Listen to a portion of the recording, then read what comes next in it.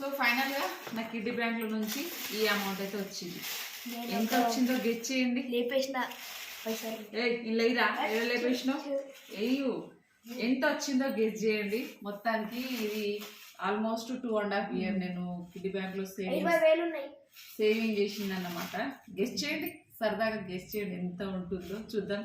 Almost ఎవరు around guess చేస్తారో వాళ్ళని పిన్ చేస్తా, సరేనా?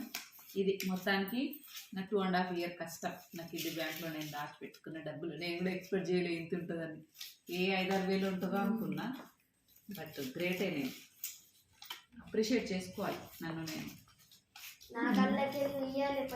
ఎందుకు ఇవ్వాలి నీకు? ఎక్కడి నీకేమైనా అప్పున్నానా నేను? ఓకే లక్కీ, కిడ్డీ బ్యాంక్లో ఇల్లు వచ్చినాయి లక్కీగా. హ్యాపీయా? నీకేమి ఇచ్చినా నీకేం అర్థం కాదు.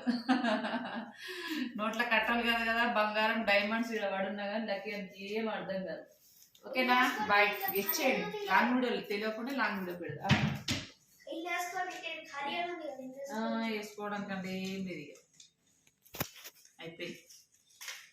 నా పైసలు నాకు పెట్టాడు, నేను ఫోన్ తీసుకుంటా. ఇవే 1000